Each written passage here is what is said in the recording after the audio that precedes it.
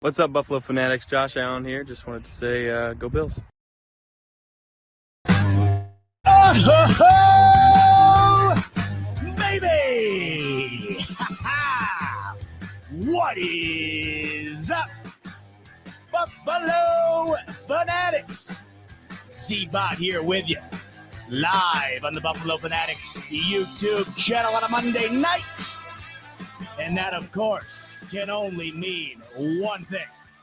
It is the Smoke Break, powered by BetUS, where the game begins. Receive a 125% sign-up bonus on your first 3 deposits up to $2,500. In the link in the description below, we got some beef to chow down on tonight, folks. You gotta love when the offseason kicks off. It's a little slow. Free agency hasn't really ramped up yet. Draft, of course, isn't here. It's the slowest period. What are we going to talk about on the Smoke Break? Dion Dawkins, the snowman, serves it up for us on a silver platter, doing what he does. Not best. What he does best is out on the field, but what he's really good at is speaking from the heart, telling it like it is, and he had a couple of things to say about the boys in East Rutherford, New Jersey.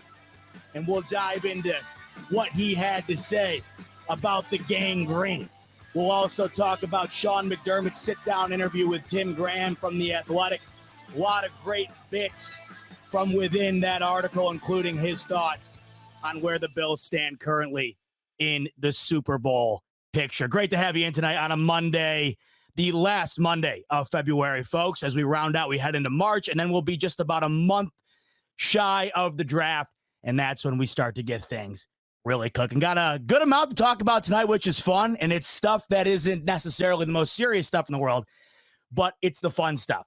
It's the what I like to call the ancillary items that come along with being a fan of the greatest reality television on television, and that is pro sports. No, it's not. What are the kids watching these days? Love is Blind. I don't know. There's 1,000 of them. This is the best reality show on TV, and Dion Dawkins gives you a little sideshow this afternoon that comes out that we can dive into tonight, and that's what we're going to do. But before we get started, got something really, really cool I'm excited to share with you guys. So I'm not entirely sure if I've ever shared this with you before, but as you all know, the reason I am sitting down here with you tonight, maybe you all don't know this. So if you haven't, if you're new to the Smoke Break, if you're new to the Fanatics, let's start from the beginning. The reason I'm sitting down here with you right now, the reason you see a barrage of Buffalo gear behind me, the reason why I'm a Buffalo Bills fan is because of my main man, my old man, Pete Bell, my dad. He is the reason why I am a Bills fan. Ultimately, he's the reason why you and I are sitting down tonight talking with one another. And to kick the show off, I got something special that I want to share with everybody, including my dad. Now, most people don't know this, but after every big game, after every big win for the Bills, big moment, big event, me and my dad have a tradition.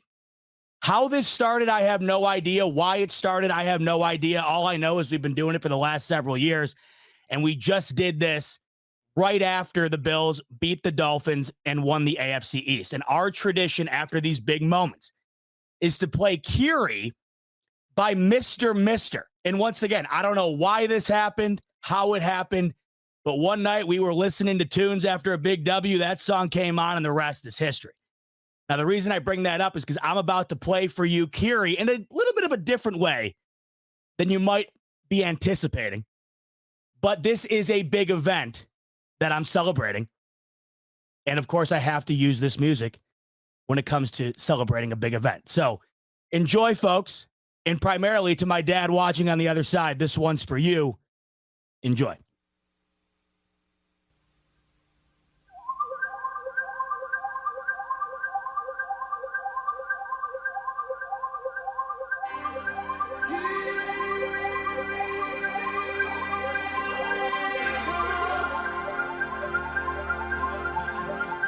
Stop.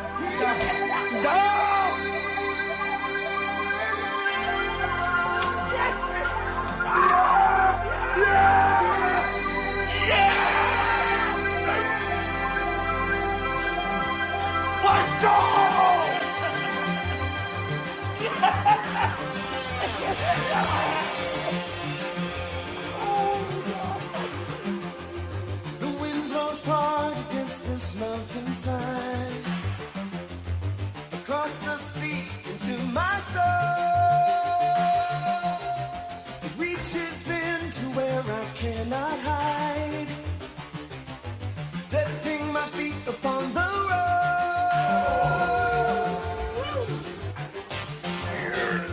Yeah!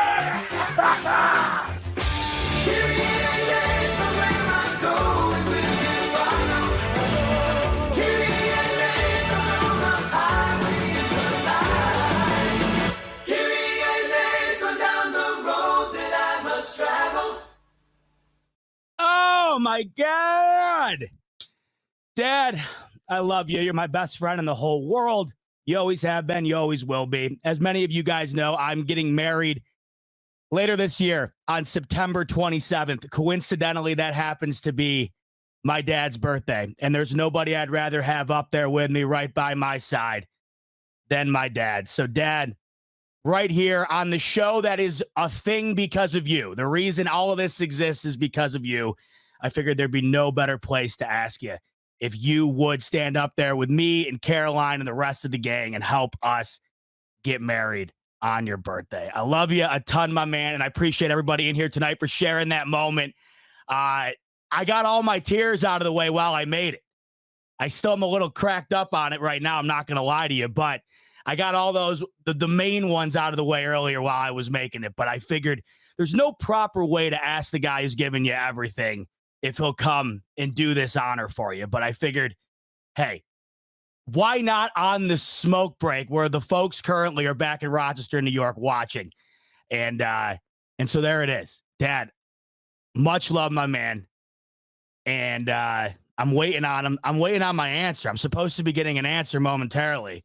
Of course, my mother, who is technologically challenged, is probably trying to help him out currently to try and ask and tell me if he's even available that night. I mean, it is his birthday, for God's sakes. He might have plans already in the books that I'm not aware of. So we'll give it a second. I think my dad is going to come on in a second here and let me know if he is able to cancel those plans if he does happen to have any. But for those who don't know, that is the reason why I'm a fan, and it's the reason for everything, really. But there's nothing better than having the sports bond that you have with your old man. I don't know how else to describe it. You either have it or you don't. And if you do, you know exactly what I'm talking about. And here he is. Here's Pete Bell. There's nothing better than having the sports bond that you have with into the radio. You got to mute your end. I don't know how mute your end. But you either have it or you don't. And if you do, you know exactly what I'm talking about. You know how when they call into the radio and they're telling you to mute it on the other side? Here's the backbone that you have into the radio. Dude. Hit mute on the TV. Don't you? Yeah. How about it? All right, there you go. Can you hear me? Are you kidding me? Let's go. What do you think? How about it? What do you think? Dude, I love it. I'm choked up over here. Me too, man. Me too. I love you. Zach, that was freaking awesome, dude. Now, I had the full 4-minute version with the whole music video or whatever, as Caroline and I said. No, that was perfect. I had no clue. Caroline and I sat and watched the whole thing, and she's like, I love you. I love your dad. But I don't know if anybody's sitting through 4 minutes of that. And I'm like, you know what? You're dead on. So I gotta find a way to get it in a nice, concise manner. So I hope you love it. It was awesome.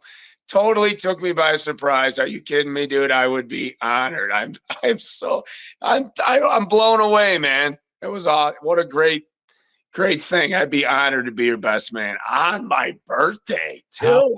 How about it? And then what a freaking night.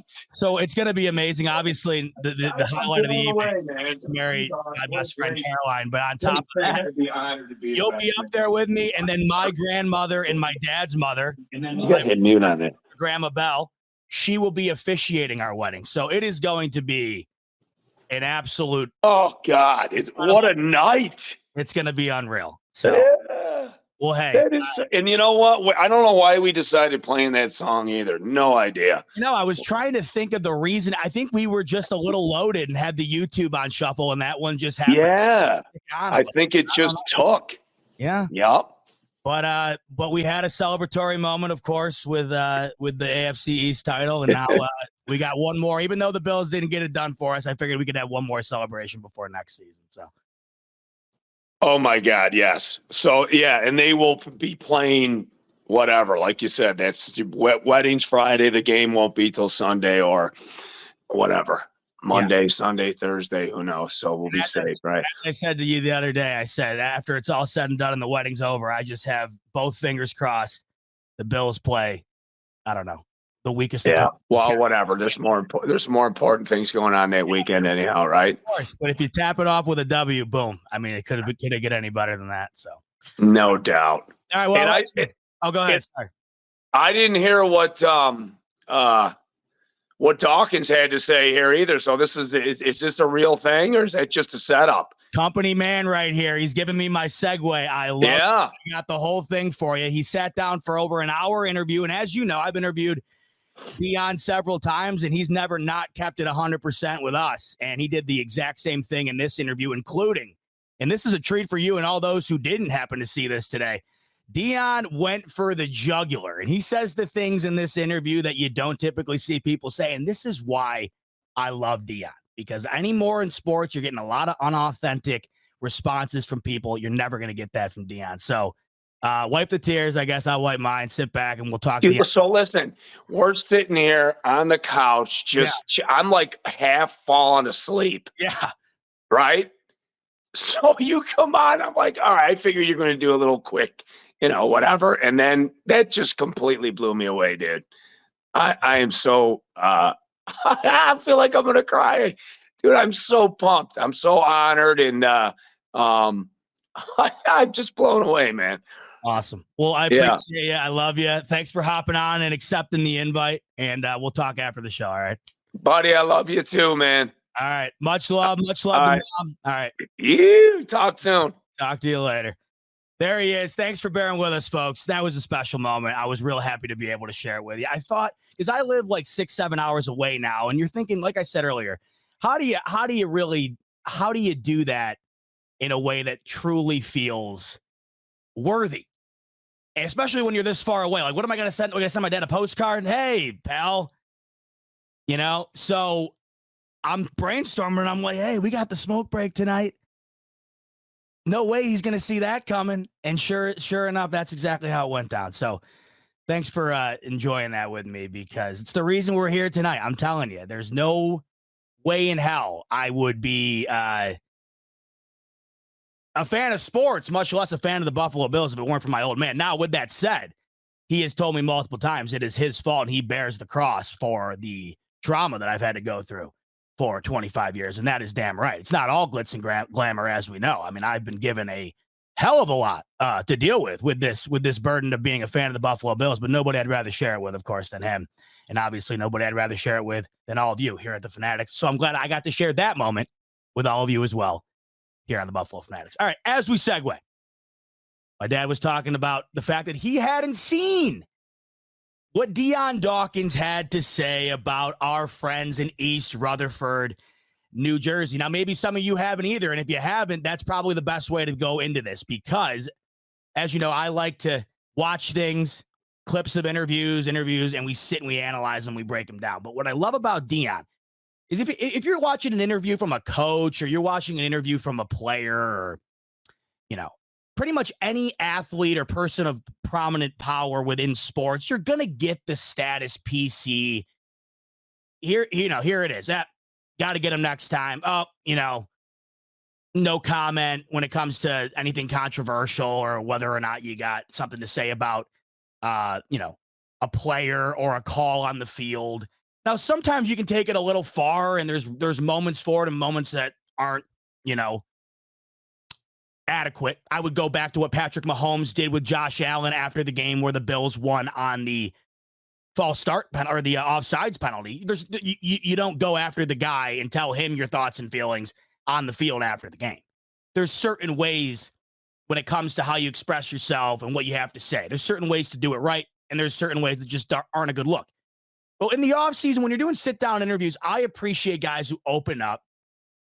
They're kind of like an open book themselves. And if you allow them to sit down with you, they will shoot you straight. You ask them a question, you'll get an authentic answer. And if you've ever seen my interviews with Dion, or me and Rico's interviews with Dion, you know that to be true. In fact, if you've seen him being interviewed by anybody, you know what you're going to get every time. You're going to get an authentic Dion Dawkins who, at the end of the day, no matter what you ask him, he is going to give you his honest opinion, whether that's media friendly, right? Whether that's something everybody wants to hear, whether that's something that is politically acceptable, correct, whether it's outside of the status quo, it doesn't matter. If it's his thoughts, if it's the way he feels, that's what you're going to hear. Now, Dion, we all know him to be a great guy, to say the least. This past year, he was nominated for the Bills as the Walter Payton Man of the Year. And he is just a guy that if you meet him, his personality explodes.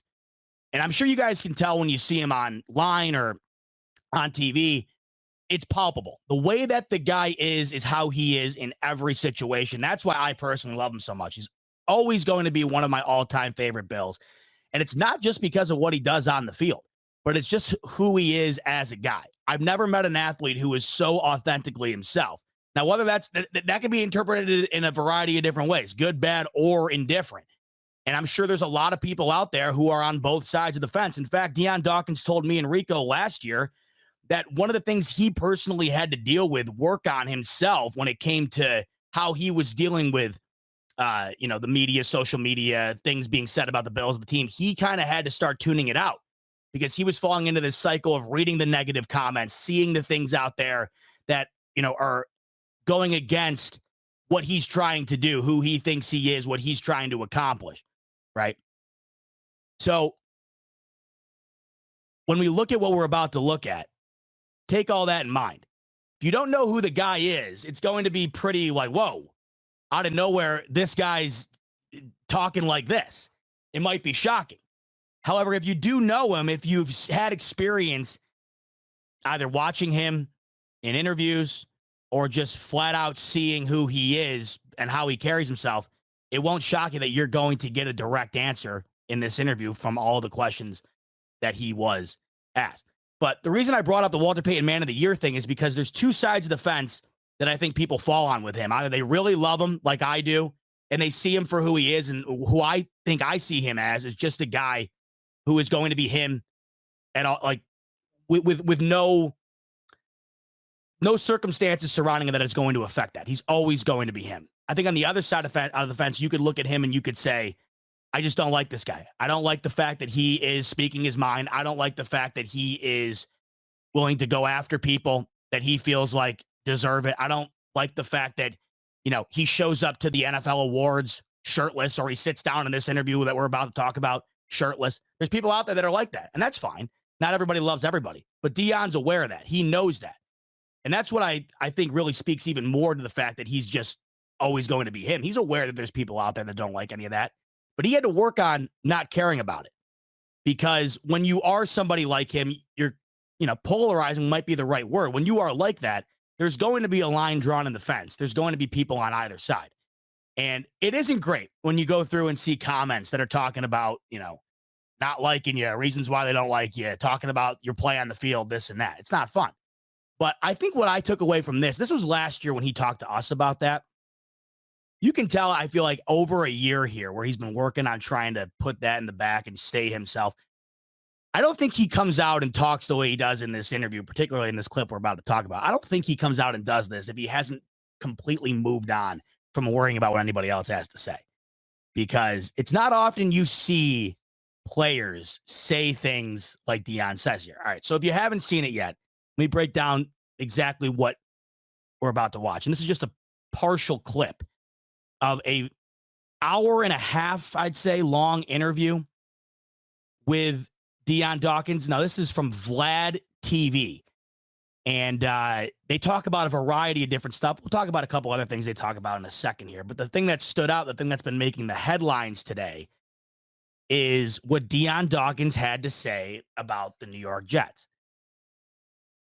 If we remember, Dion had, and this just goes to show you the lack of awareness I had in regard to the guy that he was getting into it with the Jets. I didn't know who the hell Michael Clemens was.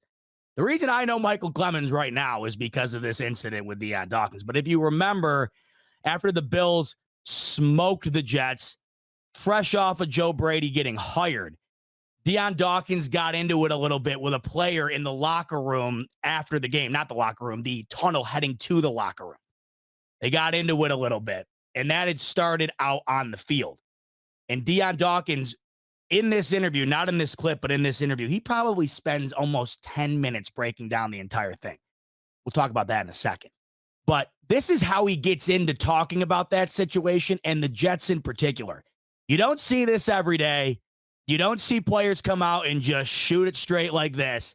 Here's Dion Dawkins on Vlad TV talking about the New York Jets and his incident this past season with Michael Clemens. Yeah. What happened? Weirdos being weird.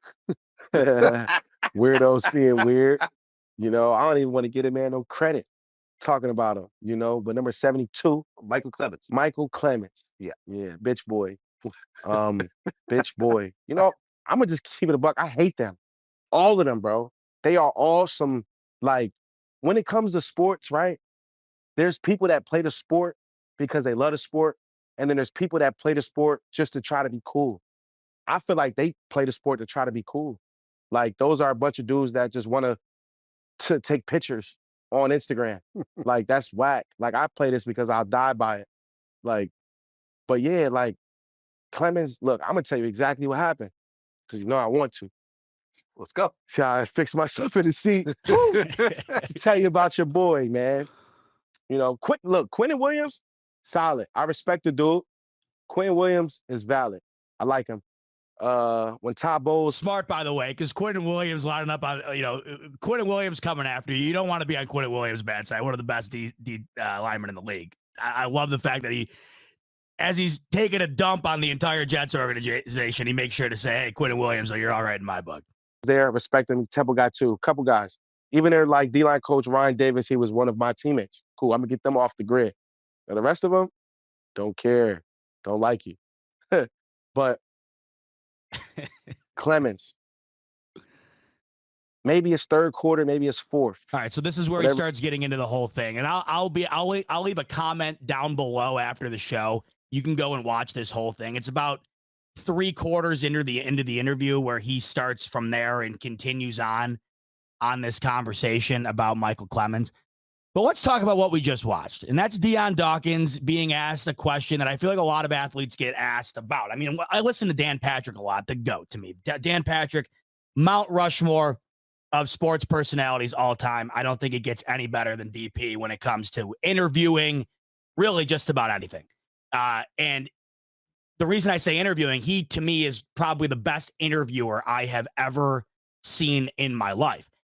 And one of the reasons why I say that is because he'll ask the questions that nobody else will ask. Like he'll ask you, who don't you like that you go against? Who's the toughest guy that you go against? What's the worst thing anybody said to you out on the field? Those type of things. And we know, guys like DP, there's others out there will ask questions like this, and the answer will be like, I don't have any beef with anybody. I don't really talk all that crap out on the field. I don't really get into it with everybody.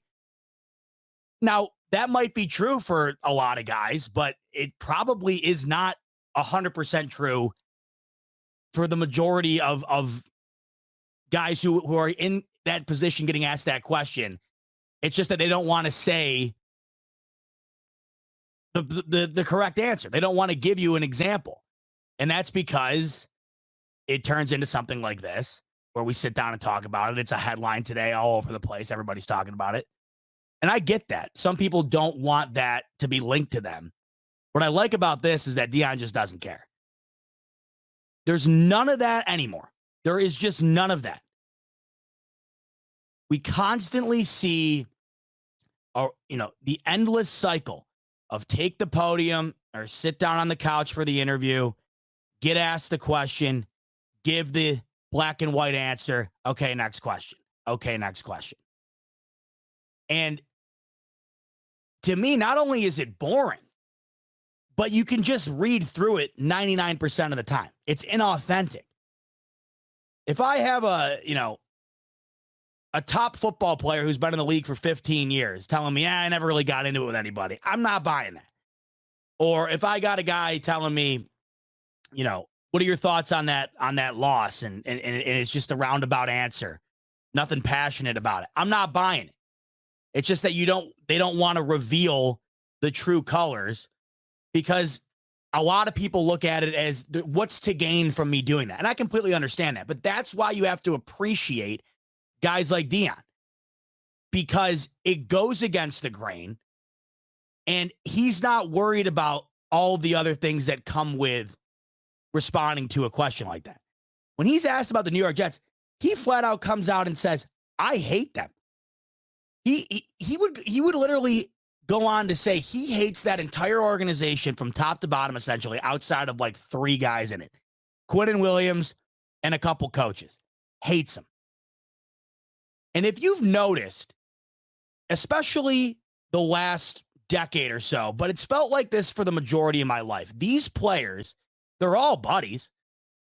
And that's mainly because of free agency. Way back in the day, free agency wasn't even a thing. And when it became a thing, it wasn't as prominent as it is now. Guys hop from team to team all the time. It's not like the NBA, but it's more like the NBA than it's ever been, where guys are on different teams year in and year out, especially in the latter stages of their career.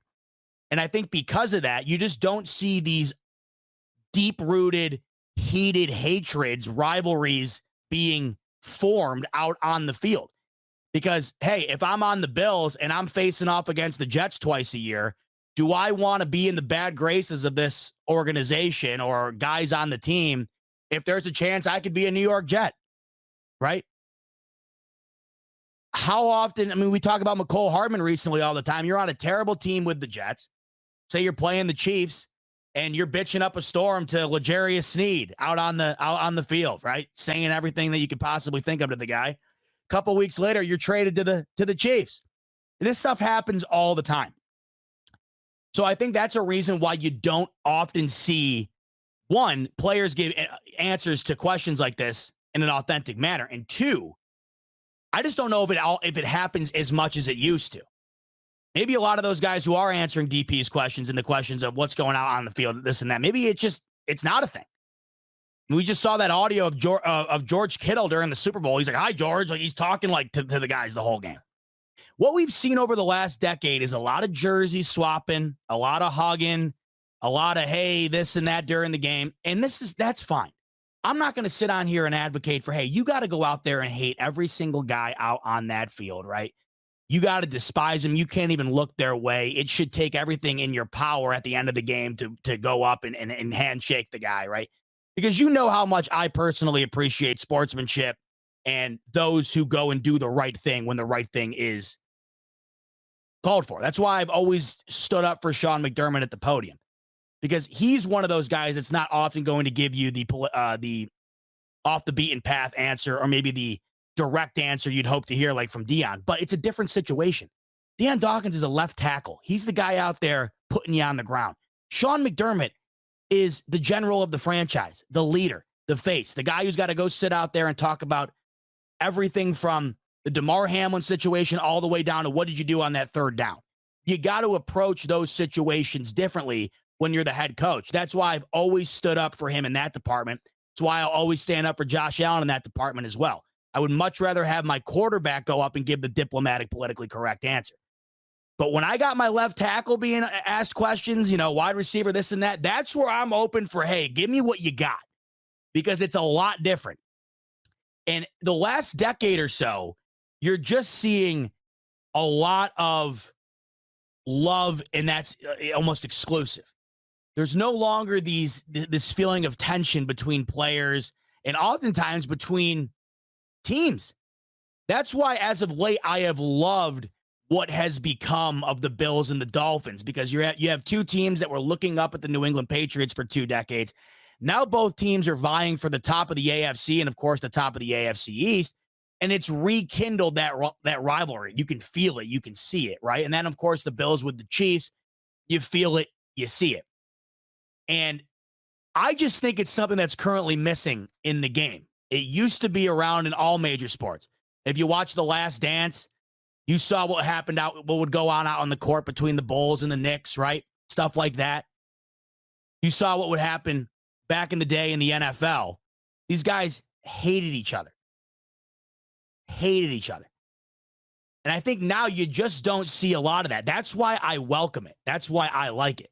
You can sit down and watch this and be like, man, what a scumbag, right?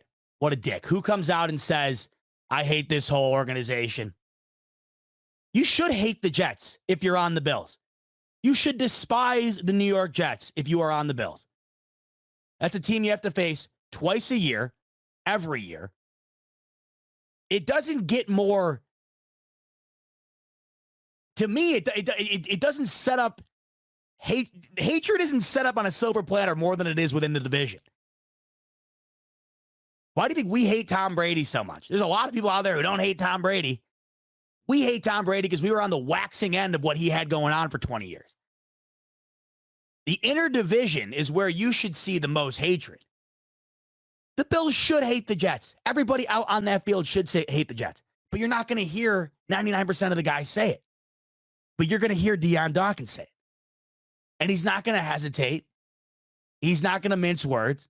He's going to just shoot it straight down the middle, right on the bullseye. Now, he's typically the guy who's going to give you, like I keep saying, his authentic answer. But even this, I was stunned at. To come out and say you hate the whole team, you just don't see it. And I absolutely love it. I think he even goes further on that, though. Because when you say, I hate the whole team, yeah, okay, wow. Shocks you a bit. But he attacks their willingness to play the game. He attacks the integrity of how they play football. And that is what really stood out. Let's go back to the moment here after he says that he hates the Jets. Let's go back to the moment here where he talks about how he views the New York Jets and how they approach the game of football. Because he says what I feel like no athlete would want to be accused of. Yeah. There's people that play the sport because they love the sport, and then there's people that play the sport just to try to be cool. My bad. Right? There's people that play the sport because they love the sport, and then there's people that play the sport just to try to be cool. I don't necessarily disagree with that, but it's something that if I was an athlete and I was accused of that, that would hit home. Because there are guys in the NFL, and we talk about this a lot on here, there are guys in the NFL who aren't in it for the love of the game. They are in it for the paycheck. They are in it for the fame, the celebrity, what comes with being an NFL player, right?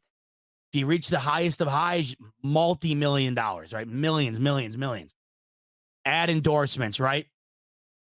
Obviously, publicity, fame. Look at Travis Kelce. Do you think he's dating Taylor Swift today? If he's not a future Hall of Famer, I highly doubt it. There are guys that are playing the sport with the intentions of having all of that come to fruition for them. And that's totally fine. You don't go to your job tomorrow, or at least you don't go to your job every day. Hey, I just want to go and do this because I love it. If you are like that, I couldn't be more happy for you. There's nothing more I think there's very few things in life better than being able every day to wake up and go and do what you love for a living. That is something that most people can't say. And if it is something that you are lucky enough to have, I can't emphasize how lucky you truly are. Now, most people would say the NFL would be one of those type of jobs. How could you not wake up every day and feel like you are the luckiest man alive because you get to go and play football at the highest level? You get to go and do the thing that we are all fanatics about, get to do the thing that we are so obsessed with and love so much. You get to put that out on display, right? We couldn't fathom how you couldn't just love that for what it is. But that's not the case. And that's fine. Most of us go to work every day because it pays the bills, because you have to. Not bringing money in, good luck. And that's why everybody's got to have a job. It's tough to understand that some jobs, like the NFL, are like your job that you're going to tomorrow for that particular player. There's players in the NFL during the season that wake up and go to the facility and feel the same way pulling into the facility as you feel clocking in tomorrow morning. That's just the truth. And I'll reemphasize, that's fine. As long as you're doing your job to the best of your ability, I can't require you to love the game. I can't require you to be completely bought in and live and breathe this. As long as you're coming and giving me 100%, you're doing everything you possibly can out on that field when your time is called. I can't really, there's nothing I'm going to be able to do to get that out of you because you either have that or you don't. And when we sat down with Dion, Rico and I, he could not stop talking about how much it means to him to be blocking for Josh Allen. He doesn't talk about, I mean, he's well compensated, of course, obviously.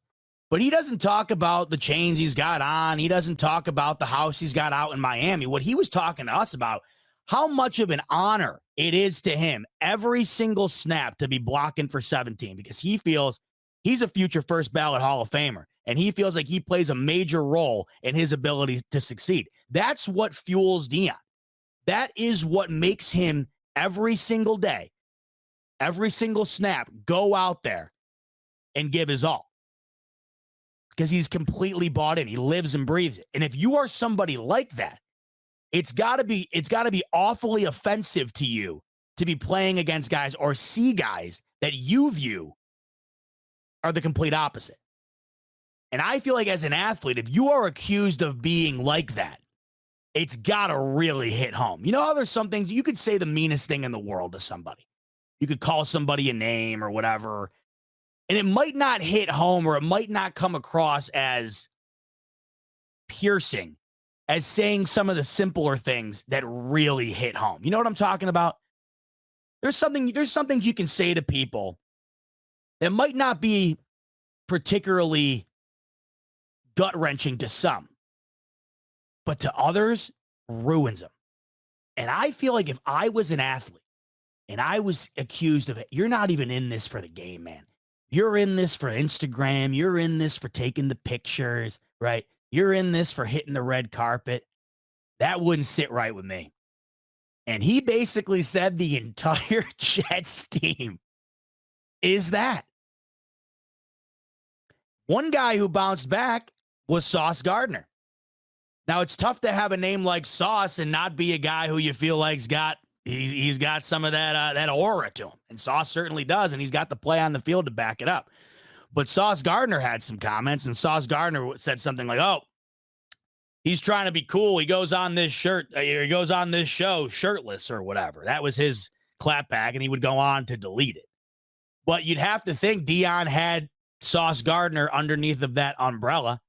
I wonder if he had Aaron Rodgers underneath of that umbrella. I don't think you can accuse Aaron Rodgers of that throughout the longevity of his career, but maybe as of late, I don't think that that's an unfair accusation to Aaron Rodgers. Seems like he's been doing everything but benefiting the New York Jets.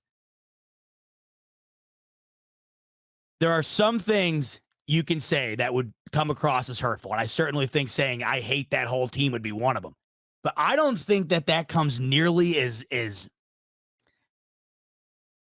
piercing to the soul of an organization and a player than you guys aren't in this for anything but what comes from it. I wonder what comes of this next season. I've been thinking about when the schedule comes out, what we're going to see. Of course, the primetime games are what you look at and where they're located and who they're against and where on the schedule they fall. And I've been wondering with the return of Aaron Rodgers if the Bills are going to face off against the Jets in a primetime fashion again. I don't think this will be forgotten. It'll be forgotten over the interim period here between now and the season. But when these guys link up again, this is there. There's no taking this away. And I like that. We haven't had anything to worry about with the Jets as of late. Now, they have gotten our number a couple of times. No question about it. I don't think anybody defensively has played against Josh Allen better. But when it comes to an overall, am I worrying about the Chiefs? Yeah. Am I worrying about the Bengals? Yeah. You worried about the Jets? Nah. Even though you know that they've gotten the best of you, you know that they're capable of it. It's not the way you think about the Jets. But I think now this adds another element to it. Because I think it has to. I don't know how you can go on a public platform. I think Vlad TV here has like 5 million subscribers. And of course, Sports Illustrated picks this up and NBC, everybody picks it up and talks about it. This is going to be something that will be brought up and will be a part of next year's games against the Jets. And I've been thinking that the Jets might see the Bills again in one of those primetime fashions early on in the year like we saw this past season. And it gets you that much more excited for it. Because I don't think that there's that much that you get overly amped about when the Bills play the Jets. But this is one thing I think adds a little fuel to that fire. But the reason this all happened, and you'll see this later on in the interview if you go and watch it after the show here, but he talks about the situation that sparked this whole hatred really for him and towards the Jets and with Michael Clemens. And this goes back to essentially what he told Rico and I. He said out on the field, Michael Clemens went up and was jawing at Josh Allen, talking shit. And Dion said to Vlad TV here, he said, no one talks to Josh Allen. You don't talk to him. You don't go up to Josh Allen and talk anything. You don't say anything to him. And I love that. He would say that this Clemens guy, he was basically telling everybody on that offense to go, piss in the street. But he said Josh Allen in particular is where he really fueled him up. And I guess he went and popped him on a pull block. When the left tackle pulls, runs to the right. He said Joe Brady kind of summoned this play in the most perfect time. Because as he was jawing back and forth with Clemens is when Joe Brady called the play for Dawkins to pull. And he just flattened him. And then I guess he belly flopped on top of him. And then they went at it inside of the tunnel going into the locker room. But it was the Josh Allen part that stood out to me the most because I just don't think I don't think everybody's like that. And the first thing I thought of is what he said to Rico and I about how much it means to him to be blocking for Josh Allen. And you can just see that this isn't something that he just said to us for the hell of it. This is something he lives and breathes every play. Because you got a guy from the Jets up John with Josh Allen, and this literally sparks him like seeing red from that essentially and that alone. And it's pretty much boiled down to his hatred for the New York Jets.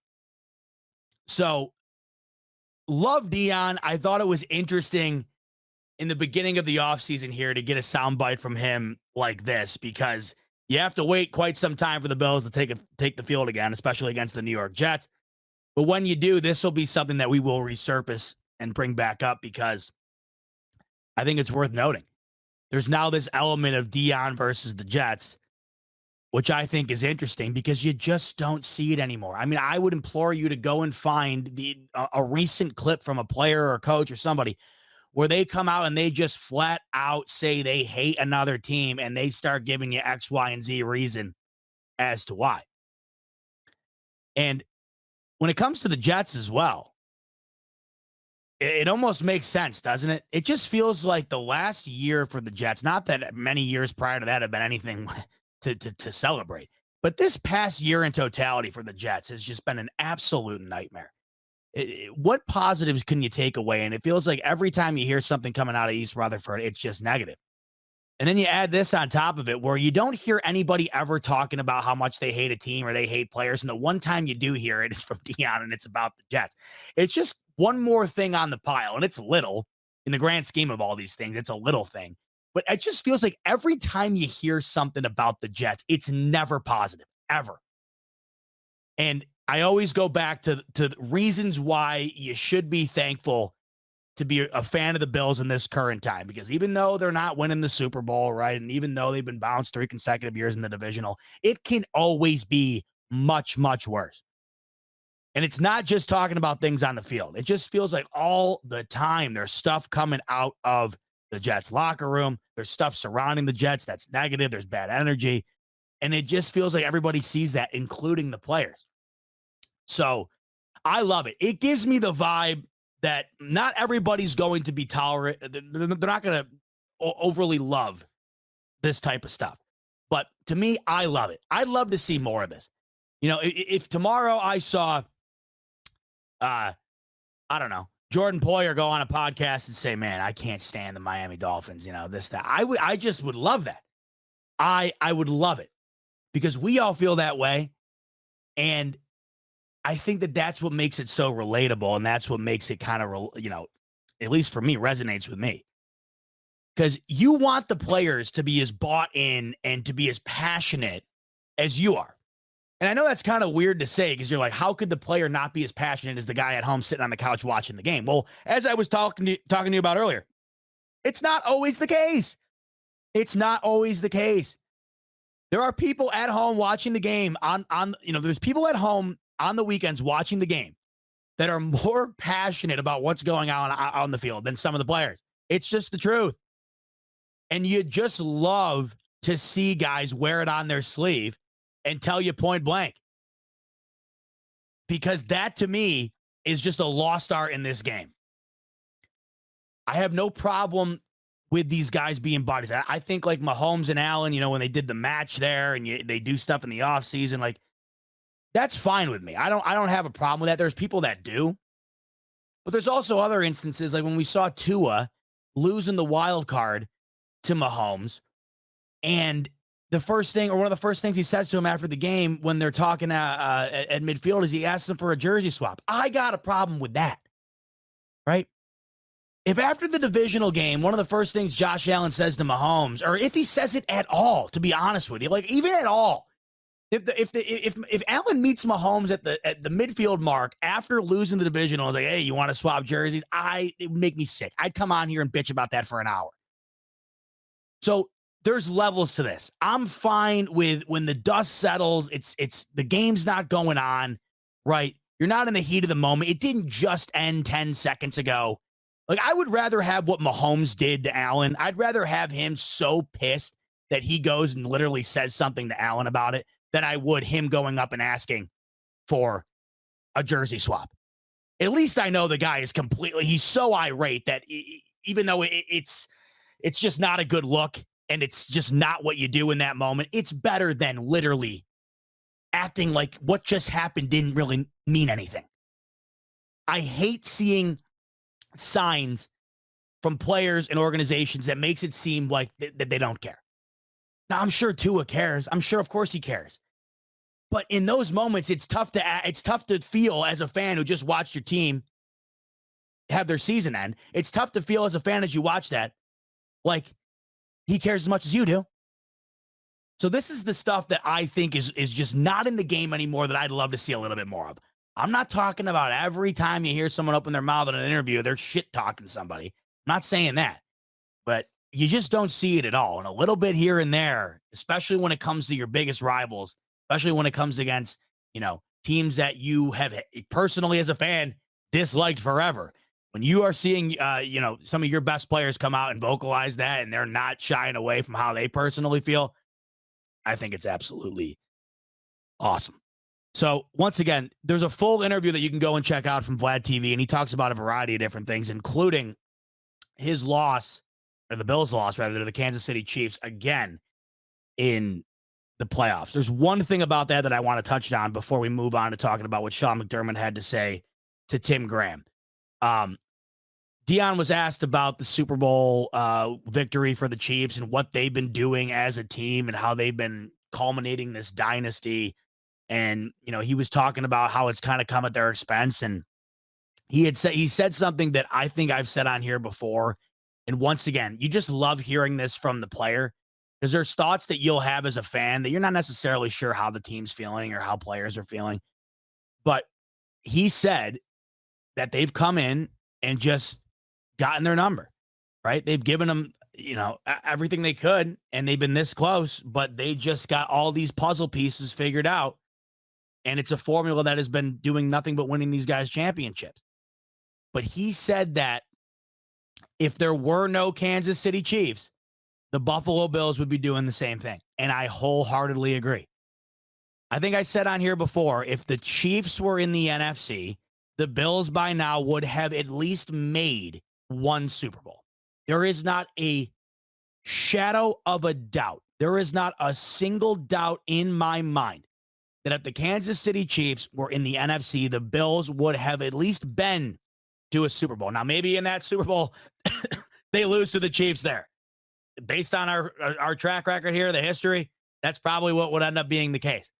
But I'm telling you, if they didn't have to go through Kansas City in the playoffs, there's no question to me that they would have been to at least one Super Bowl. And Dion says if there was no Chiefs, the Bills would be doing the same thing. And that, of course, is why it's so frustrating.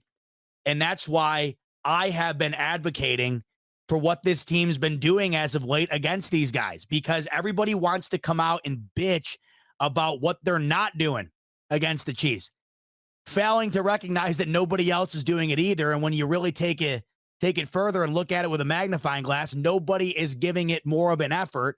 Nobody is doing it better than the Bills. It just doesn't matter. And when you factor that in, if nobody's doing it better against a team that can't be beat, wouldn't that team be the next in line if that team that can't be beat wasn't around? I would say yes.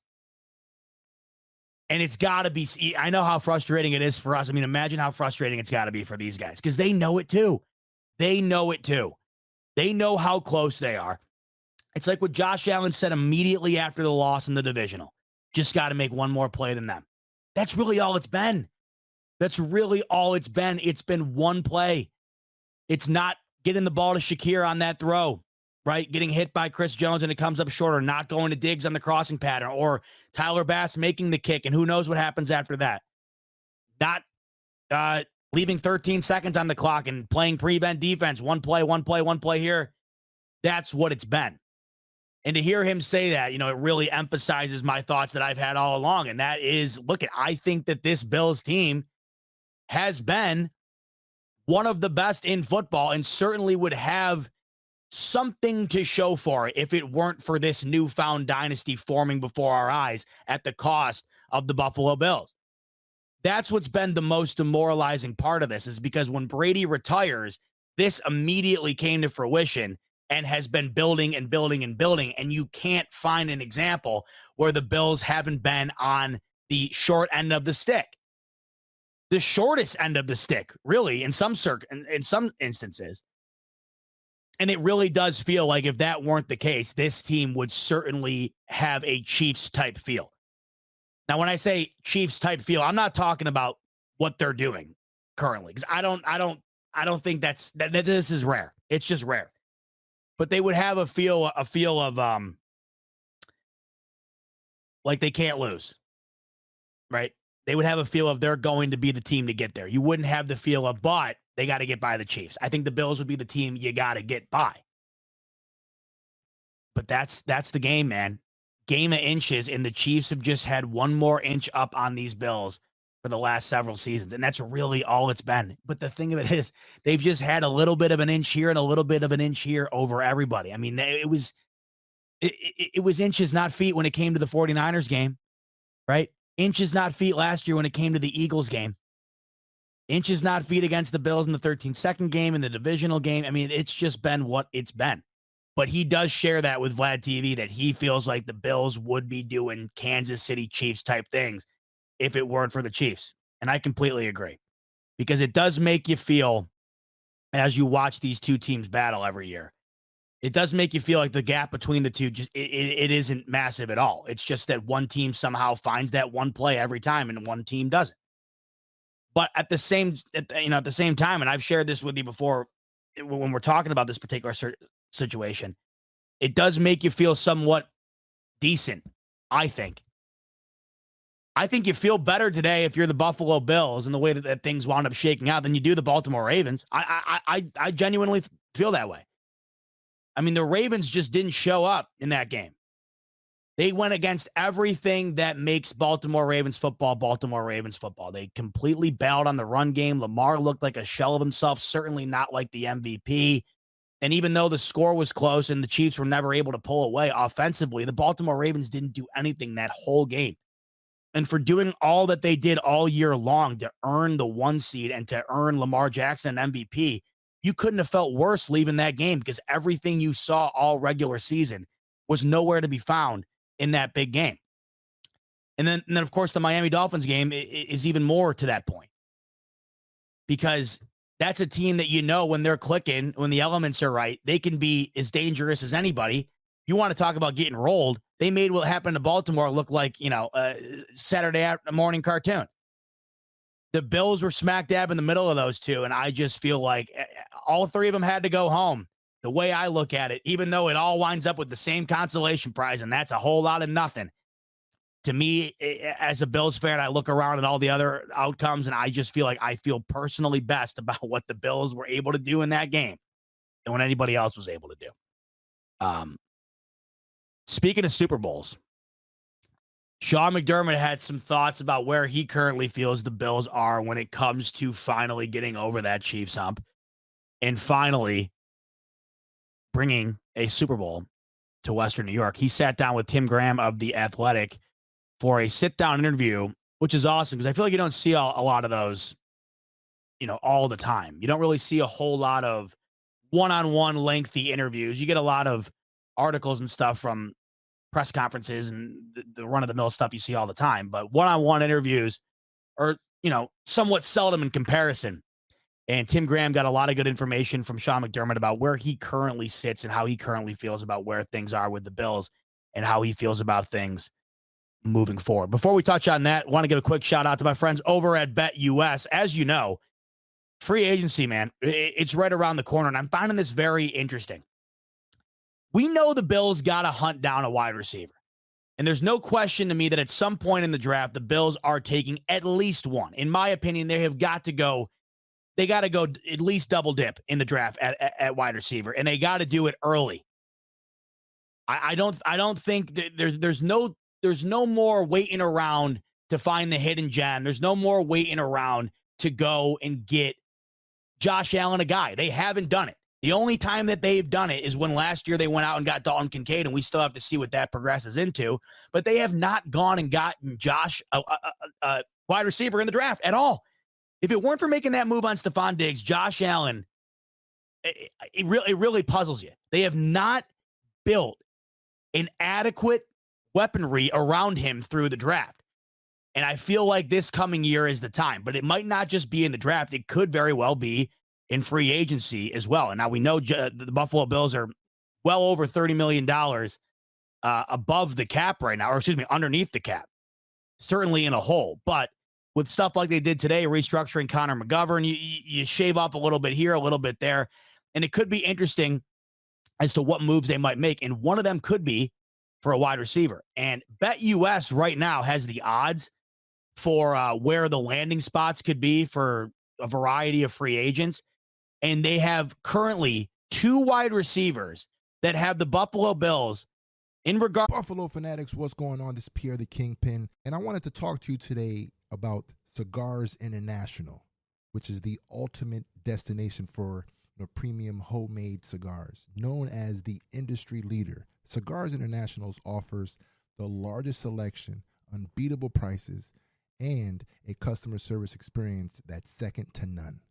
Whether you're new to cigars or a seasoned vet, Cigars International makes enjoying cigars easy, approachable, and fun. Cigars International is the go-to retailer for all things cigars, with the biggest selection of premium homemade cigars available anywhere.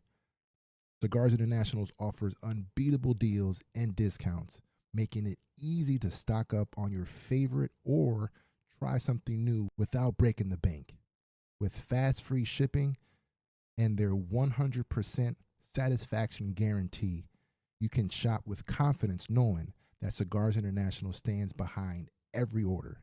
They have good relationship with vendors that helps provide great low prices. Whether you're new to cigars or a seasoned pro, Cigars International makes it easy to find the right cigar with helpful guides, staff reviews, and expert advice. It's not just about cigars. Cigars International also offers a wide range of accessories and more to elevate your smoking experience. Check out the great deals every day at cigarsinternational.com. That's cigars, CIGARS, international.com. Use code FANATICS at checkout for 20% off your order of $50 or more, plus free shipping. Or visit www.cigarsinternational.com fanatics, and the discount will automatically apply. Again, use code FANATICS at checkout for 20% off your order of $50 or more, plus free shipping. Or visit www.cigarsinternational.com/fanatics, and the discount will automatically apply. To the betting market as top 5 landing spots. So here's Mike Evans, of course, has spent his entire career with the Tampa Bay Bucks and has had a great career at that. He's probably when history looks back on it, he might be the greatest receiver in Bucks history. He has been nothing short of spectacular, but he's not getting any younger, and he certainly wants to get paid.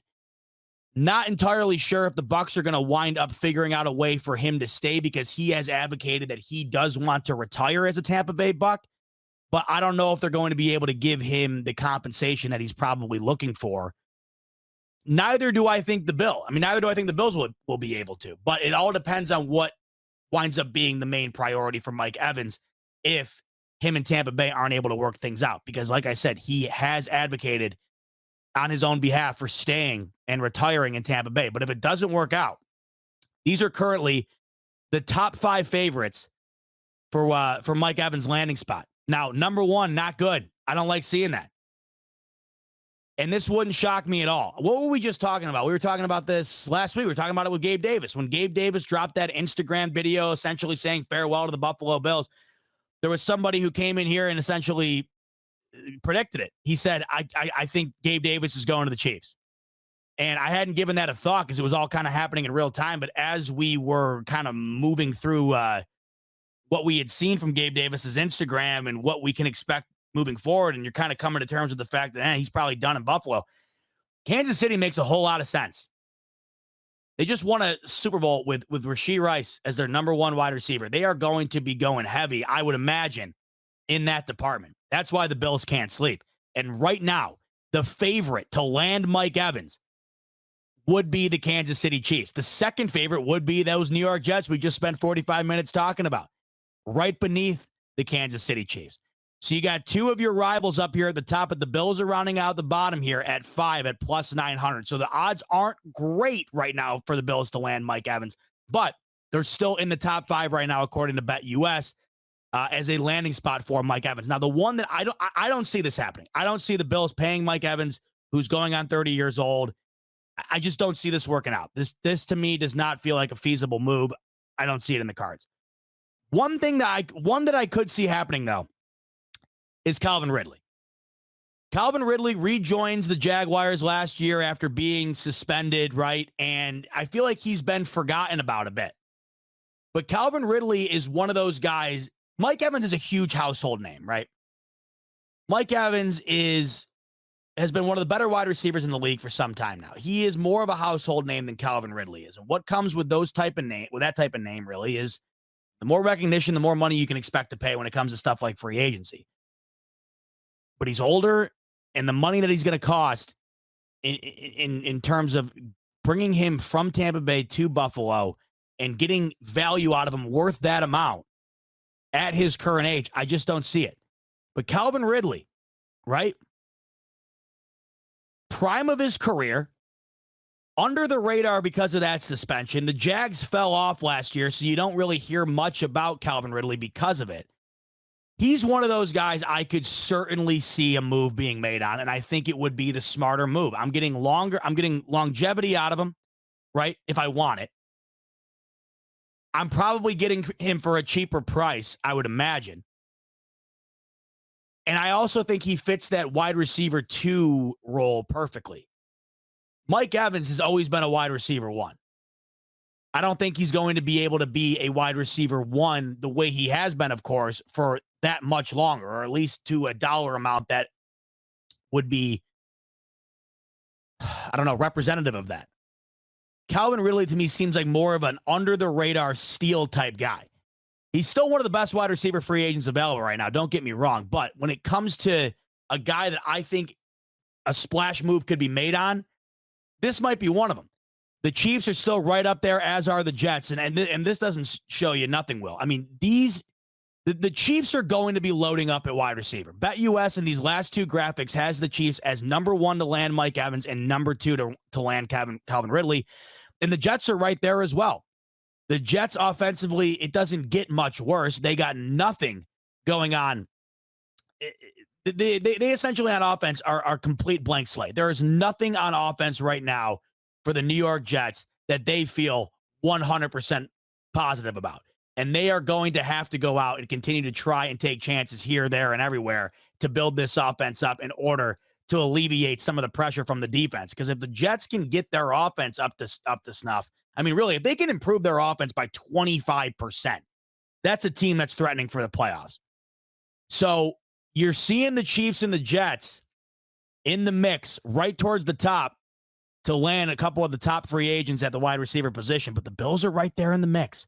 The Bills right here at plus 800, number 4 to land Calvin Ridley. If we're talking about these two in comparison, Mike Evans and Calvin Ridley, I could see the Bills making a move for Calvin Ridley, and I would love it. I think that would be a great addition, and I think he'd be a guy that would immediately fit a wide receiver 2 role perfectly. And if you go into the draft and draft a couple of other guys that you're able to develop, right, get the most out of Stephon Diggs towards the end here, allow Khalil Shakir to get better and better, allow Dalton Kincaid to come up, we could start talking about the next wave of this Bills organization being right on par with what it's been the last handful of seasons here. So BetUS currently has these odds rolling. Bills plus 800 to land Calvin Ridley, plus 900 to land Mike Evans. If you want to get in on that and you want to say, hey, I can see Calvin Ridley going to the Bills, you can head over to BetUS right now. Link in the description below.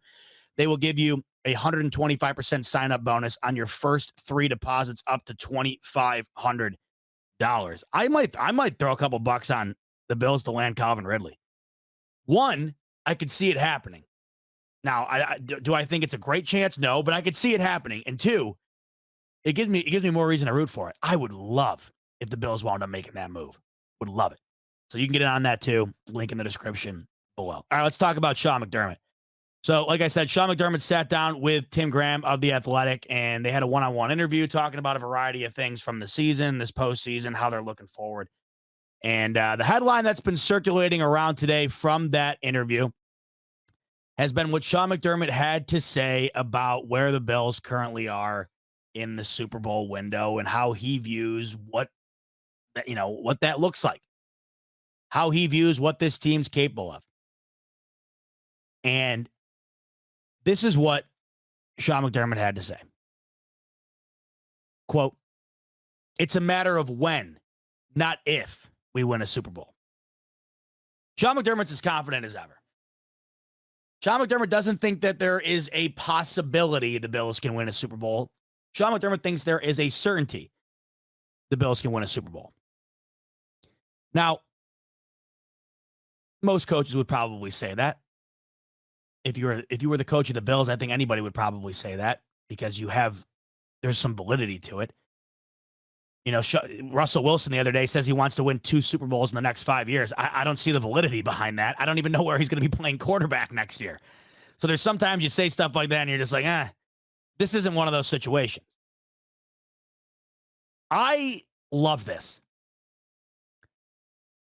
And I also hate it, if that makes sense. I hate it because you're just waiting for the when, right? You're just waiting for the when. Because as we were just talking about, as we've been talking about for months now, the Bills are good enough to do it. And you're just waiting for that to pay off. But it hasn't. So it's, as of late, it's a matter of when are they going to get over the hump. It hasn't been a matter of are they going to get over the hump. Because you know that they're capable of getting over the hump. It's just when is it going to happen? And it hasn't happened.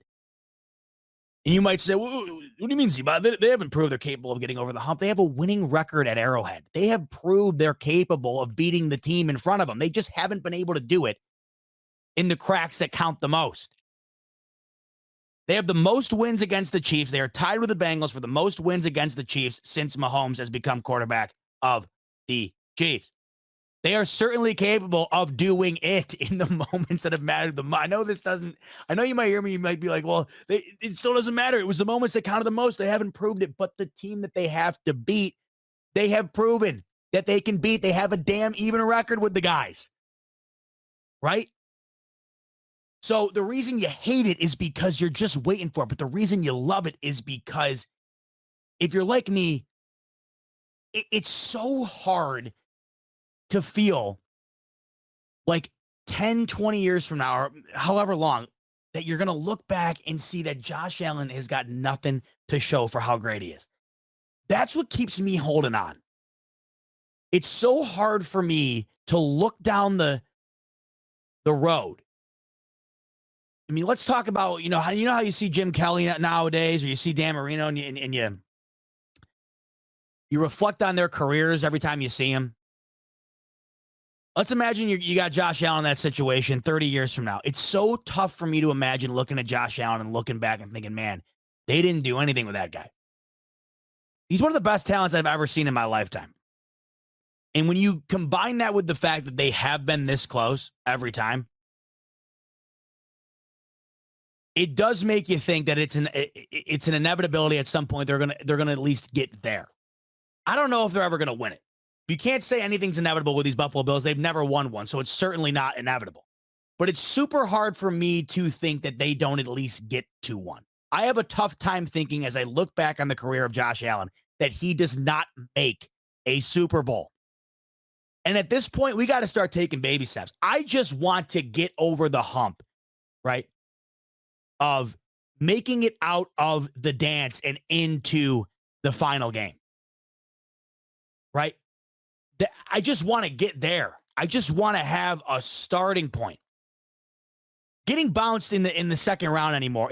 We need to start progressively moving back towards representing the reason why these Bills have been a Super Bowl favorite the last handful of seasons. Getting bounced in the second round isn't representative of that. At the bare minimum, they have got to at least start getting to AFC championships. And in my opinion, they have got to start getting to at least a bowl within the next couple of seasons just to show it. Because you know that the capability is there, but you just haven't seen it. And when I look ahead and I think of what I'm going to remember from Josh Allen 20 years from now, it's hard for me to think that I watched that guy do what he did on the field, and there was just nothing there. Nothing to show for, not even a Super Bowl appearance. I know Dan Marino gets shit on all the time for never winning one, and he's always coined as the best to never win one. He at least got to one. When you look back at Dan Marino, you at least remember him playing in the Super Bowl. He was obviously great enough to get there, and that's, of course, why he's remembered the way he is.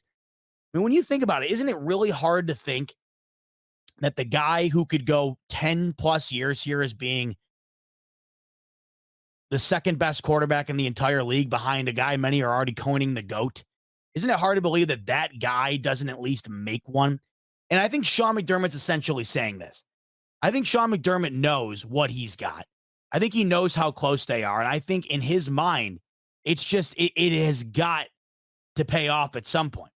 It has got to happen. And I feel like I understand where he's coming from, because not only have they shown that they can get this close year in and year out, but look what he's done collectively. He's really done an extraordinary job with these Buffalo Bills, right? 73-41, already the winningest coach percentage-wise in Bills history. He has the best winning percentage in Bills history. I think he has the 15th best winning percentage, according to Tim Graham in this article, than any other team in the history of the NFL based on the amount of games that they've coached. That would include the amount that Sean McDermott has coached. He has got to feel like they have done enough. And in the article with Tim Graham, he essentially gives a vibe that he knows this. He gives the vibe that it's eating at him as much as it eats at all of us. Constantly in this article, he continues to reference how much he wants to do it for the fans. The article starts off by talking about a TV that's on in the background where they're sitting down and conducting the interview. And of course, ironically enough, NFL Network was replaying the top games of the year. And it just so happened that the Bills Chiefs were on the TV. And McDermott looks over at it, and Tim Graham eloquently kind of relays what the moment was like. And McDermott's sitting there watching. It was almost just like he's in disbelief once again that, it doesn't go their way. And he emphasizes how much it hits home for him when he sees the fans disappointed. And he continuously talks about how he wants it as much for the fans as he does for himself and for the organization. And I've always believed that. I've always believed that. I feel like if you are a part of this organization and where it's located, there's no way you can't have that vibe. When you go and play a game in Bills Stadium, how can you not want to be the guy that brought everything to those people that you look around and see are losing their mind on a weekly basis? How can you not want to be the guy that gave those people everything they've always wanted? It's got to motivate you almost more than anything. You imagine what you would be like for the city of Buffalo if you wound up winning a Super Bowl. You imagine what Sean McDermott's legacy is as a human being.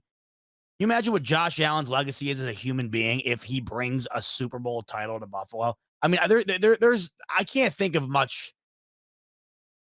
I mean, there's the old cliche, oh, he'll never pay for a drink in this town again. I don't think he'd pay for his own home. I mean, I don't think, would he pay for anything ever again? If McDermott lived in Buffalo his whole life after winning a Super Bowl with the Bills, groceries, I mean, free. Home, free.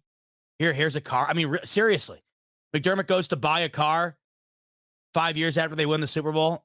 Don't you see the dealer being like, here, take it? That's not happening everywhere else. You'd be enshrined forever. They'd probably build a statue. You're not in a situation, most people aren't in a situation like that where you can become an icon. You can become immoral, essentially. If you win a Super Bowl for this city, you will become immortal. You will never be forgotten. You will be synonymous with the city itself. You will be linked to the success of that organization till the end of time. No one will ever be able to take it away from you. And everybody who lived through all of this shit with this team forever, you'll be the person that you'll be the person to thank. I can't even imagine what it must feel like. Now, granted, this goes two ways. But I can't imagine what it feels like to be the guy every day, to wake up in the morning and know I can be the guy to do that. I'm in the position to be able to do it. That's why it's got to hurt so much, because it does go two ways. Because if it does happen, you get all those things I just said. I mean, that's a reality. You are going to become, I don't even know the right word to describe it. But if you fall short and continuously do, it has got to eat at you. It has got to eat you alive. And I think that that's what's been happening. Because when you know that you have that opportunity to do that and you've been this close to doing it, and if you're 13 seconds here or a made kick here or there, you can become that guy and you don't do it. I mean, you think we're sick. And believe me, we're sick. After that 13-second game, go back to where you were. How many days of sleep did you lose after that? How many words did you utter out of your own mouth over the next week? I could count on two hands how many I did. Imagine how you got to feel to be the guy in the position to have been able to change the outcome and to have been able to reap the rewards of what came with that. So I do feel like when he says, I want this for the fans as much as any, or more than I want it for myself or for the organization itself, I wholeheartedly believe him. I think people might just say stuff like that all the time. Oh, we do it for the fans. Oh, I love my fans, whatever. No. I genuinely believe when he says that it is 100% sincere, because I don't know how it couldn't be. Maybe some other fan bases and some other cities, it doesn't factor in as much because it's just not what this is. What this is everything. What the Bills are to Buffalo, they are everything. So if you can bring everything to the people who look at the team as everything, I mean, when you think about the Los Angeles area, right, or you think about the New York City area, we talk about this all the time on here. It's just different. When you go to Kansas City, when you go to Green Bay, when you go to Buffalo, it just means more. No one's building a statue of Stan Kroenke because he's the owner of the Rams when they win the Super Bowl. You're right. No one's building a statue of Matt Stafford outside of SoFi Stadium. It just ain't happening, right? You got to do what Kobe did for 20 years. You essentially have to become the face of the city in order to get a statue, or Shaq, right? You got to become that. That's what they would be in Buffalo. So I think it's a different it's a different motivation that not everybody else has in this league. So that's why I do feel like it's 100% sincere. Now, when he says it's a matter of when, not if. Now, if you would have said, maybe we win one. I mean, that would have been a headline in itself. Oh, Sean McDermott not confident in the Bills' ability. So, of course, he has to say this. But I love his ability to get back up. Because he tells Tim Graham that even though that they have bowed out every time, their ability to get back there and do everything it takes to continuously be one of the top teams in this league is what continues to keep them going. And I feel like that is, on one foot, it definitely would seem discouraging. You continuously keep going and you fall flat. But I also see where it's got to be motivating. I feel like Sean McDermott, who did tell Tim Graham he did watch the Super Bowl, right? Of course, we know that he used to coach under Andy Reid. A lot of times people think that these coaches and stuff, they won't watch. It's too much. I can't watch. You don't think they're watching the Super Bowl? I mean, come on. I feel like if I'm Sean McDermott and I'm sitting there watching that Super Bowl, I probably feel better than anybody. Because you prove in that moment, look, it's not just me. It's not just us. Kyle Shanahan's been one of the best coaches in this league since he's been a head coach. He's been getting shit on for his decision to not kick the ball in overtime, right? This and that. This is what the Chiefs do to teams. This is what they do. You know how many people in Baltimore right now want Harbaugh fired? A lot. I've been seeing it everywhere. They want Harbaugh canned because they lost to the Chiefs. You know how much shit I've been seeing thrown out about Kyle Shanahan? Because they lost in overtime to the Chiefs. Nick Sirianni might get fired next year. Last year he was in the Super Bowl against the Chiefs. This is what these guys do to everybody. It just feels like it's only the Bills because it's really the only ones we give a damn about. It's happening everywhere. So if I'm Sean McDermott and I'm sitting there, this is why he's saying this. Because he sits there and watches it and he's feeling like we're as close as anybody. He's like, if we're as close as anybody, it's got to be a matter of if not, or when, not if. It's got to be. We're as close as anybody else is, no matter who they are, what conference they're in. It doesn't matter. So part of me does feel this way. Part of me does feel like this, even though I have no reason to. I can't help but think when I look back at Josh Allen's career that he doesn't at least have an appearance. Right? But I also can't help but think that this team is going to inevitably find a way to do it because I feel like they're going to continuously be on the precipice of doing it. This past year really made me feel this way. The Bills had no business having a lead against the Chiefs in the fourth quarter of the divisional round this year. Why? Because they had no business being in the playoffs. The Bills had no business hosting a playoff game. Okay, maybe they found a way to fall ass backwards into the playoffs. Okay, if things didn't line up the way they did and things went a different direction and the Bills fall into the 7th seed. Okay, fine. The Bills had a 0.1% chance of landing a top 2 seed, okay? They had no business hosting the Chiefs in the divisional round. The fact that they got to where they got. I mean, this has really all this has all kind of come full circle to me the last couple of weeks. You know how it goes. In the moment, it's an utter failure. Obviously, in the moment, right after the game, the week after the game, 2 weeks after the game, we're now, over a month after that game. And I did a piece on Joe Brady. If you want, go check it out on the channel. I did a paper plate award for Joe Brady, and I gave him the Next Man Up award. And I talked a lot about the year that was for Joe Brady. And in that video, I discuss a ton about what essentially happened this year and what happened after he took over. And when you go and listen to, because all I do is I paint the picture for you. I just read aloud to you everything that occurred. When you go back and look at it, it's insane what happened. It's insane. And I understand that it is a failure of a season if you do not win the entire thing. And there's 31 other teams that are going to look back at each season and say that was a failure. And it is certainly a failure for the Bills. And it has been a failure for the Bills. But there are differences in levels of failure. And I'm telling you right now, you might not admit it, but it's the truth.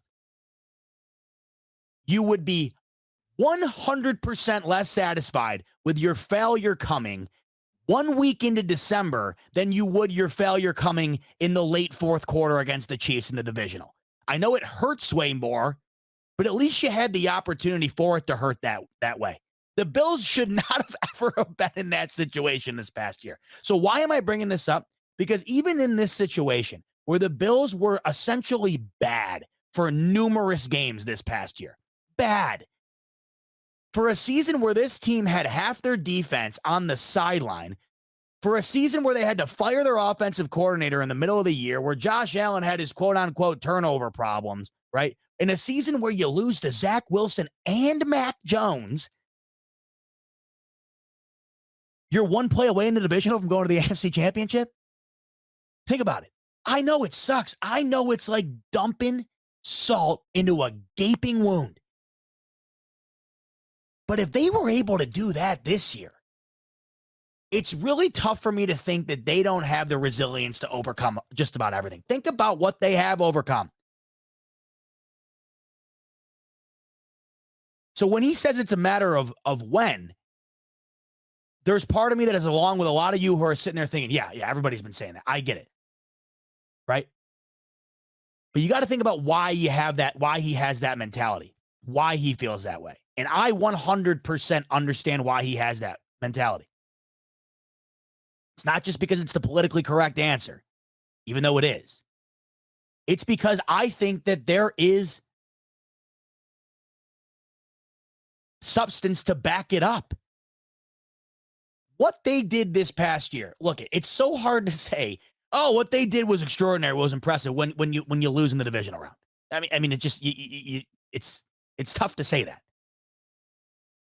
Go back and reflect at what they did. It was insane. They won the AFC East. They were 6-6 with a 3-game deficit. I mean, come on. And you want to know what's insane? Mathematically, the Bills had an infinitely worse chance of getting a top 2 seed than they did winning the Super Bowl.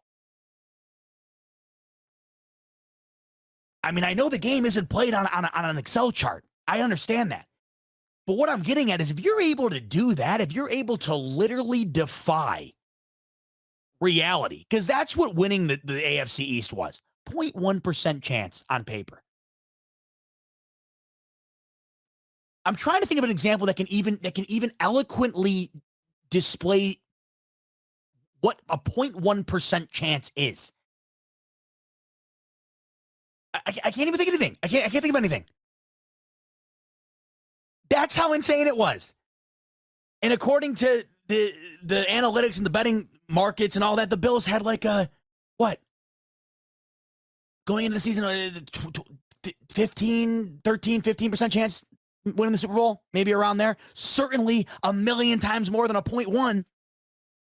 So there's things that it's just like they are capable. It's so frustrating. It's so frustrating. It's like, how do you do that, but you can't do this? You are able to overcome the most absurd situation imaginable and come out in the top 2. As frustrating as it is, it's almost as inspiring, I would say, when it comes to thinking about what the capabilities are. And I feel like that's where he's got to sit on this whole thing, right? Sean McDermott. I feel like he's got to look at it the same way we're talking about it right now. Because if you're able to do all that, and this year, I just don't know how it gets a whole lot worse from an injury perspective, from a variety of different standpoints, really. To be able to, I mean, they had a better year collectively last year, 13-3 during the regular season. That never once felt like they weren't going to be a playoff team, much less a top team. And they went out swinging for the fences in the playoffs, unlike last year. It just seems like if this could have looked like right here what the worst could be. Now we don't know what's to come, and as the Bills lose people due to aging out and contracts and this and that, we don't know what's around the corner. But this was about as bad as it's been with Josh Allen, and the outcome was a play or two away from moving to the AFC Championship. And I don't know how they don't. If the Ravens played like they did against the Chiefs, I don't know how that game's not down to the final minute and the Bills have a great chance to win. And I'll say the same about the Niners situation. Right? So it's encouraging to me knowing that McDermott's going to be around. I know there's a lot of people out there that are they're done. After what this past season was, no matter what ended up occurring, they're just done with him. But you know for a fact that there's nowhere, and he's not going anywhere. Right? And with knowing that, I feel fine with it. The guy wants it as bad as anybody, and he's been as close as anybody. And I feel like he's still as inspired as he's been, and he's still as confident as he's been. And I think even though things didn't go the way that they were supposed to this year, or the way that they would want to this year, you understand where he's getting the confidence from. Because in very, very low moments, this team was able to somehow come out as one of the league's best when it all wound up being said and done. You have to feel as a coach extraordinarily confident in your football team for their ability to be able to do that. So you can look at this one of two ways. When, not if. Of course, it's always going to be an if, because nothing's for certain. But it has felt more recently when you're asking yourselves, it's not a matter of can the Bills get over the hump to me. It's when will they get over the hump. We know that they can do it. We know that they are good enough to do it. When is it going to happen? That's what I think. I think that's the truth more than anything. I don't think anybody sits here and says, can the Bills beat the Chiefs? We know that they can. It's not like every time they play the Chiefs, it's like what the AFC Championship was back in 2020, where they just got rolled. They were not close to as good as the Chiefs. It's not like every game's been like that, and you continuously say, well, can the Bills be as good as the Chiefs this year? They are. They have been. When is it going to pay off? And I feel like that's exactly where he's coming from. We know where we are. We know what we can do. We know what we're capable of. When is it going to happen? And I think the more you think about it, the more that's really what the situation is. Let's go to a couple super chats. Rich coming in here, my man. He's saying, happy Monday, Z-Bot. Man, you had me tearing up for you. Congrats, brother. McDermott's saying, it's not if, it's when we win the Super Bowl. Has me running through walls. A lot of different emotions going through Rich right now. He's got the tearing up going, and he's got the motivation to run through a wall going. So you know that Rich is fired up on a Monday. I love that. Appreciate you as always, Rich. Thanks for the love, and thanks for the super chat as well. You also coming in on saying, thoughts on Matt Araiza, another weapon for the Chiefs. Well, I don't know if we want to consider it a weapon, but interesting. Yeah, so Matt Araiza, of course, as we know, cut by the Bills after he was drafted for allegations of him being involved in a rape. That was a major story, of course, at that time for the Buffalo Bills. And the Bills moved off of Matt Araiza because of the situation and the uncertainty surrounding it. And as we know, what came out of that was that he was not guilty of the crime that he was alleged to have committed. And I'll say this. he winds up with the Chiefs. That sucks. I don't care if it's my grandma getting signed by the Chiefs. I don't want the Chiefs signing anybody. You know what I mean? Anytime you see that, especially somebody that was a former Bill, you hate to see it. And I think Matt Araiza, who we once coined the punt god, we all certainly know he's capable of being a phenomenal punter when given the opportunity. Bills drafted him to be that. I'll just say this: I'm happy for the guy. I'm elated for the guy. It sounds like he got. I can't think of a worse thing that could possibly happen to you than being in a situation where you're accused of a crime as heinous as the one he was accused of, and it winds up circulating and coming to light that it was not something that you did, and you lose your career over it, right? Your image and your reputation gets tarnished over it. I mean, that sounds like a living nightmare that I couldn't even fathom in my sleep, much less in my reality. So the fact that he is getting a crack in the NFL, I don't care if it's with the Chiefs or whoever. I'm happy for the kid. I am stoked for the kid. The Bills had an opportunity to bring him back in, but you understand people are out here saying, Bills could have brought him back in. Why didn't they? Don't you think it's best for both parties that they didn't? Probably the worst year of his life had to do with being drafted with the Bills and all that came after that. I don't think him going back to the Bills mentally would probably be the best thing for him. I feel like if I was in his situation, going back to the Bills would just bring back where I was when all of this stuff happened to me. He needed a fresh start. The Bills had to move on from him because the situation at hand was simply one that the Bills could not take on. When you are fighting a legal situation as heinous as that one, the Bills, this is the way it is. People get shocked by the fact that the Bills wanted to part ways from that. How are you shocked by that? The Bills don't want to be linked to something as brutal of an accusation as that. And I understand it's 100% unfair. It's 100% unfair to Araiza. But it was 100% unfair that he got accused of what he was accused of. And it's unfortunately for him, it's not the Bills. It is not the Bills' obligation to have to be along for the ride with that. But that's why I'm so excited for him to be able to get another opportunity in this league. Because one, we know he was good enough to be a part of it and got drafted to be that. But when you get blackballed as bad as he did, and to be able to overcome that and get back into the league and have your chance, you can't help but be happy for the kid. 100%. So, I mean, of course, inevitably it has to be the Chiefs, obviously, right? But at the end of the day, I'm happy for him. I don't know how you couldn't be. I always like to put myself in other people's shoes. So at the end of the day, and once again, I hate talking about this stuff because no one knows what happened, right? In these situations, I don't know if anybody ever will, and it's not for me to speculate on. And people can do that all they want. I'm not going to be a part of it. All I know is what came out.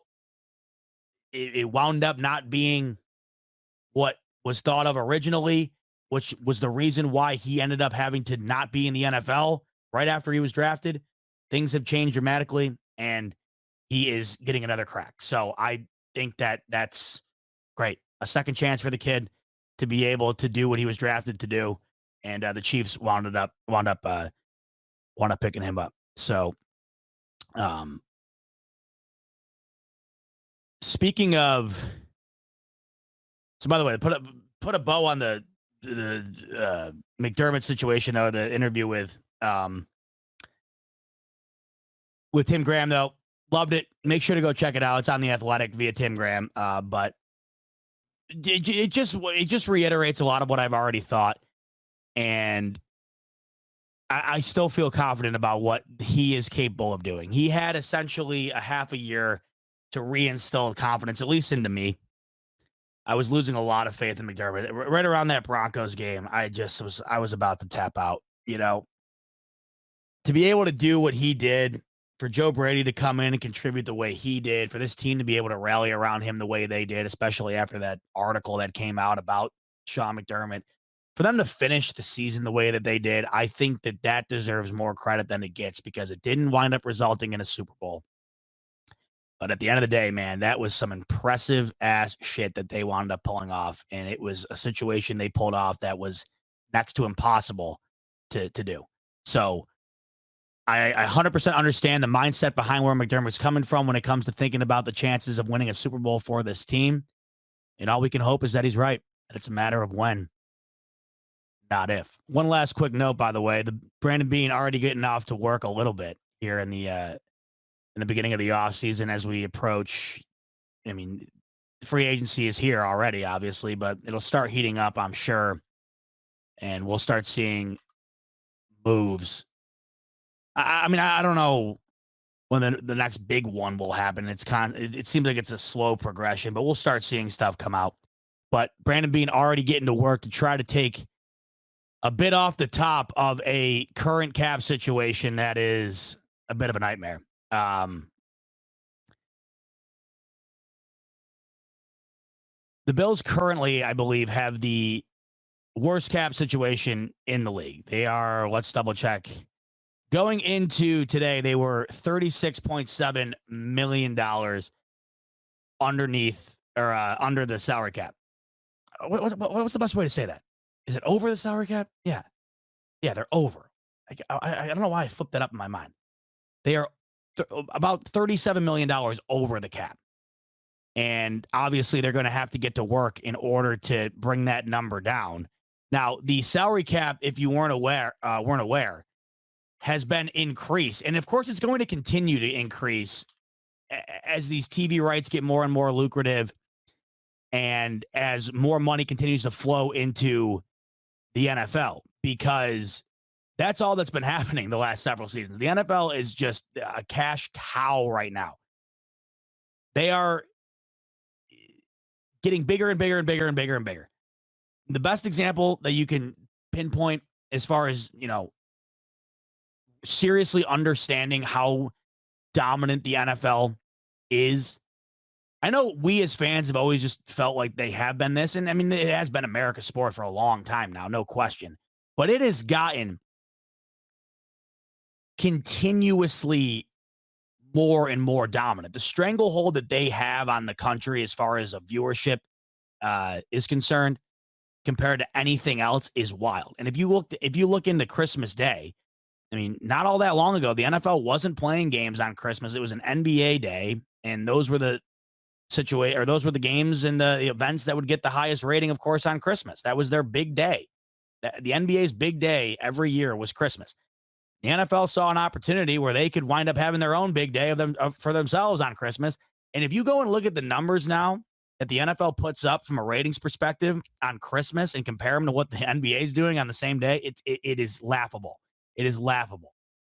They're tripling, quadrupling up on the ratings, and it just continues to get more and more and more popular. And you infuse stuff like the Taylor Swift situation this past year. It's coming from all angles, and with that comes a hell of a lot more money being plugged right into the league.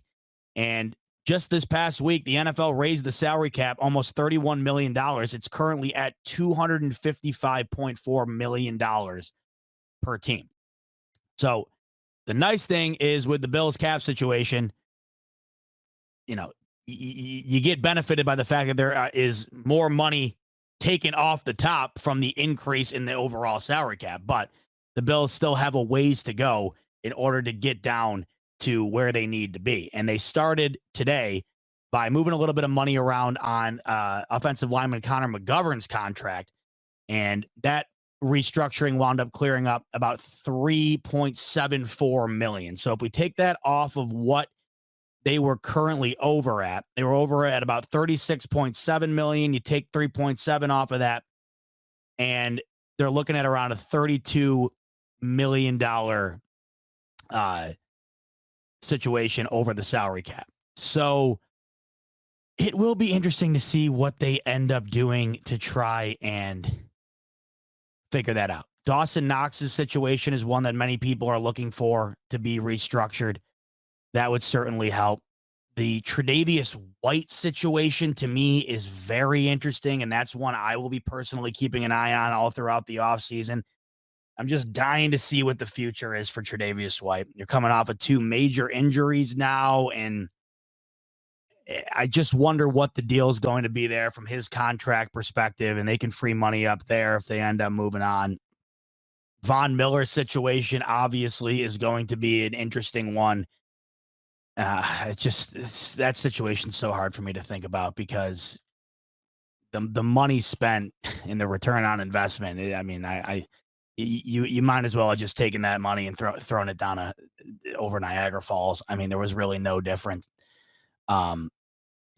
So there's stuff that, of course, they can do, but the problem is you're facing two challenges. You got to get underneath that salary cap, and you also have to make additions to this team in order to get better than what you were the season before. So obviously we know Brandon Beane's a wizard. He figures it out every time. But there are going to be some significant moves that have to be made either from personnel situations currently involved with the Bills right now, or with current situations that are involved with the Bills right now. But what I'm getting at is there's going to be situations that are going to be difficult, I think, to implement, as far as if Tre'Davious White gets moved on from that, I mean, it's going to be a bummer, because one, you hate moving on from guys you draft in the first round to be your cornerstones. And Tre'Davious White had all of the makings early on in his career to be that cornerstone, right? All pro, comes in, one of the best players for this Bills team. And you just hate to see a guy suffer two horrible injuries the way that he did and have to essentially be moved on from the financial perspective. That almost becomes burdening when paired with the injury history, because you can't imagine the Bills even consider something like this if not for that. And we all know how devastating the first one was for Tre'Davious White, and it seemed like he was real hesitant to come back because of the toll that the first tear took on him. Then to essentially do that a month and a half, 2 months after he came back, it was awful to see. But Tre'Davious White in particular, and we'll talk more about this throughout the offseason, of course. We have a ton of time to talk about different situations, different players. But in his situation in particular, he's got about $16 million due to him coming up this 2024 season. And they could essentially save $6 million off the cap, or they could take $6 million off the cap if they end up making a move on him. Just reading a little bit more here. I mean, I was looking at this. I didn't realize, obviously the salary cap typically goes up every year, but I didn't realize it went up $12 million more than anticipated. That just goes to show you once again what the NFL's got going on as of late.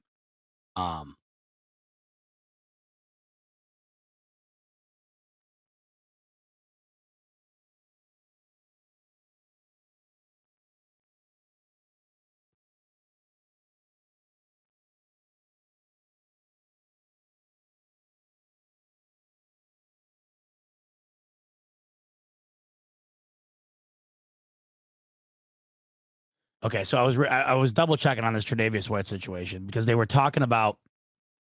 I'm reading an article from Sports Illustrated here, and it kind of illustrates that with the cap situation that's currently at hand, based on the increase, it kind of changes the thought process behind.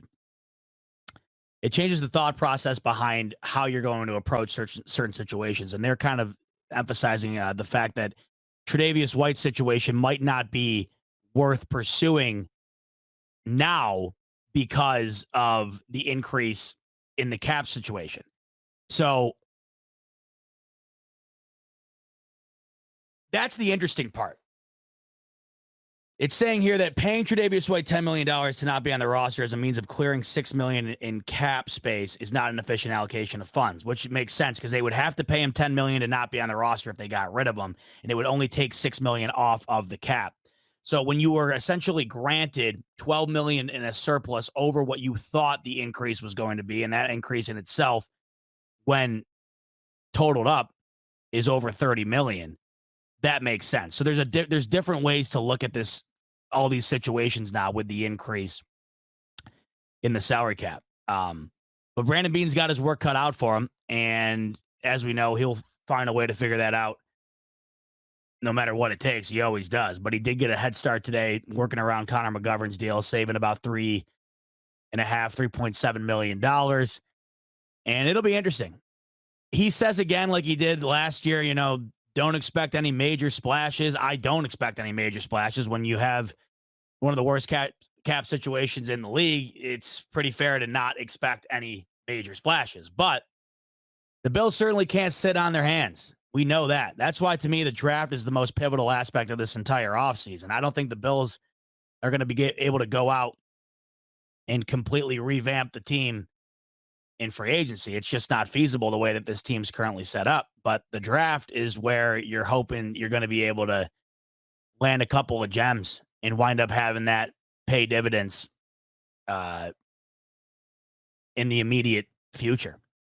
And then when you consider another year of development for James Cook, another year of development for Shakir and Kincaid, that's also going to help as well. But team's not getting any younger, and they have got to start planning for the future. And when you think about that current situation on offense and what's going to be around and what this might look like if they don't get things in gear soon, I mean, as we move forward here, it's got to start now. It's got to start before the dam breaks, right? So